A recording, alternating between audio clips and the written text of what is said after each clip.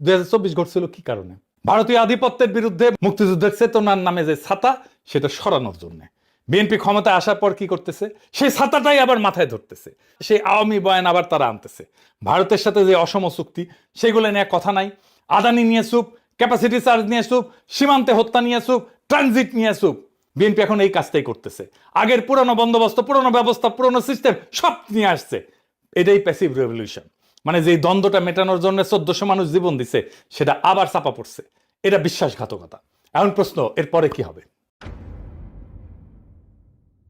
আর একটা লড়াই আসবে, অবধারিত। কেন বলতেছি অবধারিত? দেখেন, মানুষ মানতেছে না, কারণ ভেতরে ভেতরে ফাঁপা। কোন ছোট ঘটনা ট্রিগার করলে পুরা সিস্টেম তাসের ঘরের মতো পইরা যায়। 1989-এ পূর্ব ইউরোপে এটা ঘটছিল, 2024-এ বাংলাদেশে এটাই ঘটছে। বিএনপি রেজিমে একই জিনিস ঘটবে। আগে বাংলাদেশের তরুণদের থ্রেশহোল্ড ছিল অনেক উঁচু, অনেক ভয়, অনেক শঙ্কা, অনেক বিপদ। এখন অনেক কম, কারণ তারা একবার নামছে এবং জিতছে। মানে আগে রাস্তায় নামার জন্য যে বিশাল ট্রিগার লাগতো, এখন ছোট ট্রিগারই যথেষ্ট। 2024 কিভাবে শুরু হয়েছিল? চাকরির কোটা, ছোট ইস্যু।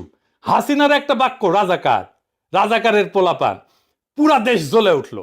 ছোট ট্রিগার। পরের ট্রিগারটা কি হবে জানি না, কিন্তু এর চেয়ে ছোট হবে। হইতে পারে একজন তরুণের পুলিশের হাতে মৃত্যু, হইতে পারে একটা ভাইরাল ভিডিও, হইতে পারে ভারতের সাথে নতুন চুক্তি, হইতে পারে কোনো মন্ত্রীর একটা বেফাস মন্তব্য। বাংলাদেশ এখন প্রত্যেক দিন 100টা সম্ভাব্য ট্রিগারের মধ্যে দিয়ে হাঁটতেছে। কোনো একটা ক্লিক করবেই। আপনি লিখে রাখতে পারেন। কেন কইতেছি খারান ব্যাখ্যা করি। ক্যাঙ্কা ফ্যাসিস্ট দেখিছেন, ভিন্ন মতকে চুপ করায় দেওয়াটাই তাদের লক্ষ্য। শান্তি মতো মনে হয় চান্দাবাজি আর ধান্দাবাজি করবে পারতেছে না আমার জন্য, তাই এত রাগ এগুলার। বাংলার লুথার কিংও দেশে এসে কইছিল শান্তি আর স্থিতিশীলতার কথা, পারছে শান্তি আর স্থিতিশীলতা আনতে পারে নাই। আমি একটা নিউজ দেখাই আপনাদেরকে, কয়েকদিন আগের নিউজ। দেশের বিভিন্ন নদ নদী থেকে 7 দিনে 17 জনের মরদেহ উদ্ধার হয়েছে। প্রত্যেকটাই হত্যাকাণ্ড। হাসিনার আমলেও তো এই অরাজকতা ছিল না। দেশে শান্তি স্থিতিশীলতা আসুক, এটা তো সবাই চাইবে। দুনিয়াতে শান্তি স্থিতিশীলতা আসুক, এটা সবাই চাইবে। কোনো সুস্থ মানুষ চাইবে। কিন্তু এই শান্তি আসাটা কি আমাদের ইচ্ছার উপরে নির্ভর করে? সেটা তো করে না।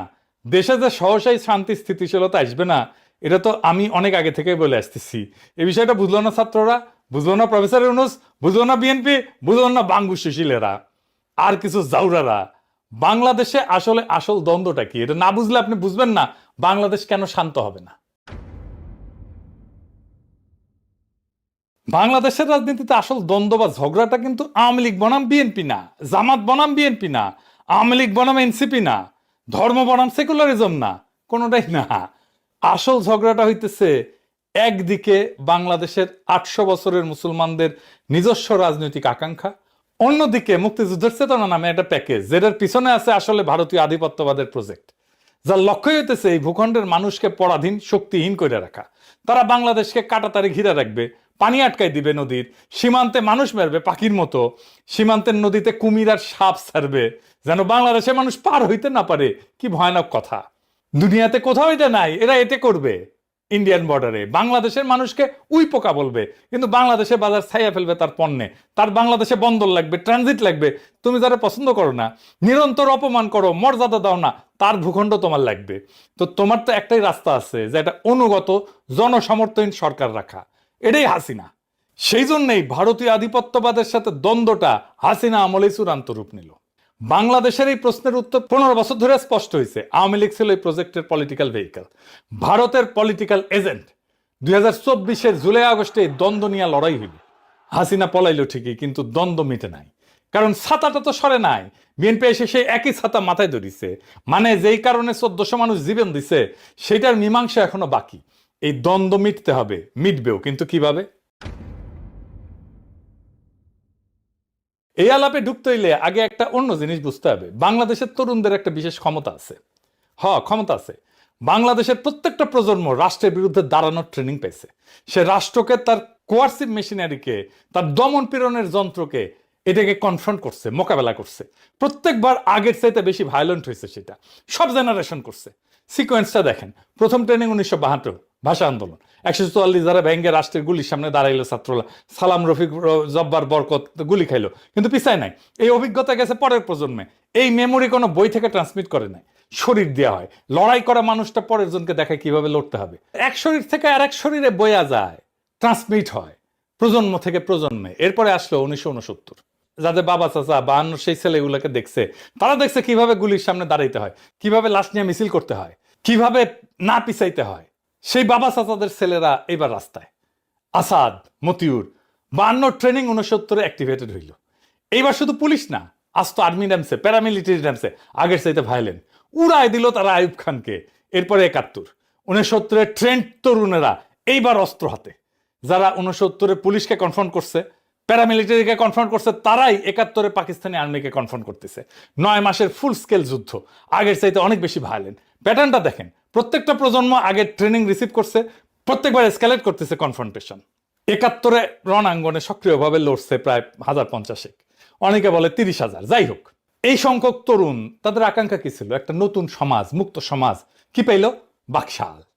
জার্মান চিন্তাবিদ হ্যানা আরেন্ট উনি বলছিলেন যে প্রত্যেকটা বিপ্লবে একটা মুহূর্ত থাকে যখন মানুষ সত্যিকারের স্বাধীনতার স্বাদ পায়, কিন্তু সেই স্বাদটা প্রায় হারায় যায়, আর সেই হারানো জিনিসটা পরের প্রজন্ম খুঁজতে থাকে। আরেন্ট এই হারানো জিনিসটাকে বলতেছিলেন বিপ্লবের লস্ট ট্রেজার, মানে হারানো ধন। 71 সেই প্রজন্মের তরুণের কাছে সেরকম একটা হারানো ধন।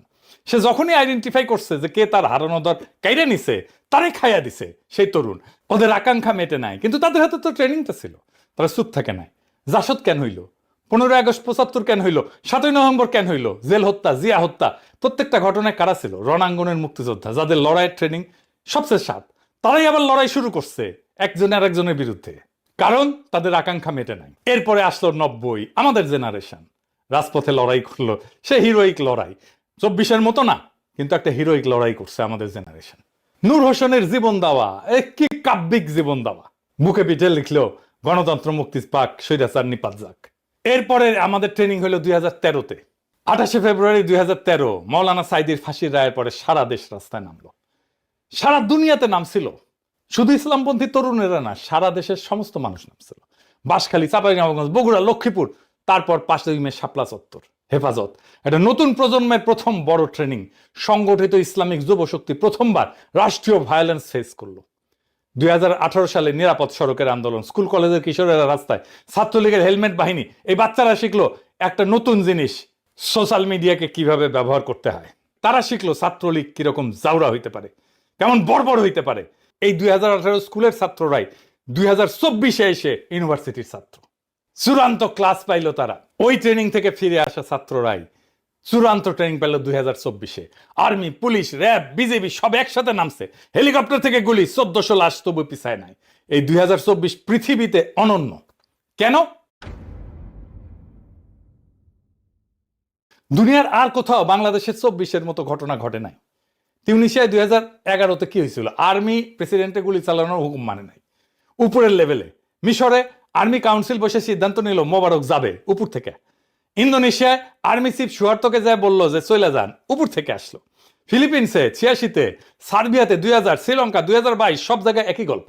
মিলিটারির উপর লেভেল ক্যালকুলেশন করছে, অঙ্ক করছে, তারপরে বলছে চলে যান। বাংলাদেশে কি হয়েছে? উল্টা। জেনারেলরা ছিল হাসিনার অনুগত, গুলি চালাইতে চাইছিল। ওয়াকার তো হাসিনার আত্মীয়, কিন্তু সৈনিকেরা, জুনিয়র অফিসাররা যারা ফিল্ডে ছিল, তারা গুলি চালাইতে রাজি না। কেন? কারণ ওই রাস্তায় তাদের ভাই, তাদের কাজিন, তাদের প্রতিবেশীর ছেলে। সৈনিকের মা ফোন দিছে, বলছে বাবা গুলি করিস না। রুশ বিপ্লবী ট্রটস্কি 1917 সালে ফেব্রুয়ারি বিপ্লব নিয়ে লিখছিলেন, সৈনিক হঠাৎ করে সৈনিক হওয়া বন্ধ করে দিল। মানে ইউনিফর্ম পরা মানুষটার পেছনের সিভিল মানুষটা ইউনিফর্মকে ছাড়াই গেল। বাংলাদেশে 2024-এর জুলাই আগস্টে এটাই হয়েছিল। ইউনিফর্ম ফুইরা আসল বাংলার পলিমাটির সন্তান বাইরে হয়ে আসলো। পুলিশ শেষ পর্যন্ত হাসিনার অনুগত, ইন্টেলিজেন্স অনুগত, কিন্তু আর্মির জুনিয়র অফিসার, ফিল্ডের সৈনিক, এরা না। শেষ দিনে আর্মির সৈনিকেরা তো পুলিশের বিরুদ্ধেও দাঁড়াইছে, গুলি করছে পুলিশের বিরুদ্ধে। জেনারেলরা যখন বুঝলো সৈনিকেরা আর গুলি চালাবে না, জেনারেলরা বাধ্য হইলো, হাসিনাকে যে বললো আপা পালান, হেলিকপ্টার রেডি। দুনিয়ার কোথাও এটা ঘটে নাই। এই লড়াইয়ের আর একটা অনন্য বিষয় ছিল যে এই লড়াইয়ে কোনো নেতা ছিল না, কোনো নেতা ছিল না এই লড়াইয়ে, কোনো পার্টি ছিল না, কোনো কমান্ড ছিল না। ছাত্ররা সমন্বয়ক বানাইছিল ঠিক, কিন্তু তারা লড়াই ডিরেক্ট করে নাই, তারা লড়াইয়ের প্রতীক হয়েছিল। লেনিন বলছিল বিপ্লবের জন্য ভ্যানগার্ড পার্টি লাগে। 2024 লেনিনকে ভুল প্রমাণ করছে। তারি স্কোয়ারে মিশরে হয়েছিল লিডারলেস বিপ্লব, ফেল করছে। অকুপাই ওয়াল স্ট্রিট, লিডারশিপ ফাঁপা হয়ে গেছে। হংকং 2019 এই আন্দোলন ছিল লিডারলেস, হারছে। বাংলাদেশ 2024 দুনিয়ার একমাত্র লিডারলেস বিপ্লব যেটা একটা ফাংশনাল ফ্যাসিস্ট সরকারকে ফেলতে পারছে। কিভাবে সম্ভব হইল? কারণ লড়াইয়ের ট্রেনিংটা কোনো অফিসে স্টোর করা ছিল না, কোনো নেতার মাথায় স্টোর করা ছিল না, কোনো প্রফেসর ইউনূসের মাস্টার মাইন্ড ছিল না, কোনো মেটিকুলাস ডিজাইন ছিল না। এটা ছিল 1.5-2 কোটি তরুণের শরীরে গাথা। বাংলাদেশের তরুণদের শরীরে গত 75 বছর ধরে এটা গাথা, প্রজন্মের পর প্রজন্ম ধরে কিভাবে রাষ্ট্রের সামনে দাঁড়াইতে হয়। বইয়ে লেখা না, রক্তে লেখা। কোন নেতাকে অ্যারেস্ট করে এই জ্ঞান মোছা যাবে না, কোন সংগঠন নিষিদ্ধ করে বন্ধ করা যাবে না, কারণ এইটা 1.5 কোটি শরীরের মধ্যে আছে। নতুন সংবিধানের দাবি, জুলাই সনদের দাবি, যেটা বিএনপি চাপা দিতে চাইতেছে, প্রতারণা করতেছে, এই তিনটা একসাথে থাকলে সেই সমাজে শান্তি থাকে না। বেনিয়ামিন বলছিলেন, অসমাপ্ত প্রত্যেকটা প্রজন্মের দাবি পরের প্রজন্মের ঘাড়ে চাপে, ঘাড় ফাঁকা হয় না যতদিন না দাবিটা মেটে। বিএনপি যে ছাতাটা ধরছে সেইটা আজকে ধরতে পারতেছে, কাল পারবে না, পরশু পারবে না, কারণ ছাতার নিচের মাটি বদলাই গেছে, মানুষ বদলাই গেছে, ভয় বদলাই গেছে, মানুষের বিপদের ধারণা বদলাই গেছে। 2024-এর পরে বাংলাদেশ যে বদলাই গেছে, এটা কোনো একক মানুষের পক্ষে, কোনো একক দলের পক্ষে, এমনকি সব রাজনৈতিক দল এক হইলেও বাংলাদেশকে সামাল দেওয়া যাবে না। সেজন্য জাতীয় সরকার চাইছিলাম আমরা, সব রাজনৈতিক দল শুধু না, সিভিল সোসাইটি থেকে প্রফেসর ইউনূসের মতো লোক নিয়ে একটা ব্যাপক ঐক্য করে ভেরি পপুলার সরকার হইলে সামাল দিতে পারত। তাদের কাজ হবে 5টা জিনিস ডেলিভার করা: নতুন সংবিধান, ভারতের আধিপত্যের অবসান, ইতিহাসের লিগেসি ঠিক করা, লুটপাট আর দুর্নীতির বিচার, হাসিনার বিচার, অর্থনীতির পুনর্গঠন। বিএনপি ফেল করবে আর পরের ট্রিগারের অপেক্ষা করবে। সেই ট্রিগার আসবে, ছোট হবে, যেমন ছোট ছিল কোটা সংস্কার আন্দোলনের ট্রিগার। আজকালকার তরুণেরা কাউরে মানে না, কাউরে মানে না, শুধু নিজেকে মানে। সেই জন্যই এইটা বড় বিপদ। এবং সেই দিন যেদিন এই সংঘাত আবার শুরু হবে, আবার বিস্ফোরণ হবে, আবার বারুদ জ্বলা উঠবে, সেদিন বিএনপি যে অবস্থায় থাকবে, হাসিনা 5ই আগস্ট সে অবস্থায় ছিল। পার্থক্য একটাই, হাসিনা পলাইতে পারছিল কারণ আর্মি দ্বারা বের হইতে দিছিল, পরের বার যিনি থাকবেন তার জন্য সেই দরজা বন্ধ থাকতে পারে। দ্বন্দ্বটা মিটবে হয় ভেতর থেকে শান্তিতে, নয় বাইরে থেকে আর একটা রক্তাক্ত সংঘাতের মধ্যে দিয়া। আমার মনে হয় না বাংলাদেশের তরুণরা বেশি দিন অপেক্ষা করবে। তাই আমরা একটা আখেরি লড়াইয়ের দিকে যাইতেছি। সেই লড়াই সম্ভবত খুব দূরে না, খুব কাছে, এবং জনতা প্রস্তুতি নিতেছে, তার বিভিন্ন চিহ্ন চারিদিকে প্রকাশিত হইতেছে। খেয়াল রাখেন, সামনে দিন আসবে, শেষ লড়াইয়ের দিন, আখেরি লড়াইয়ের দিন।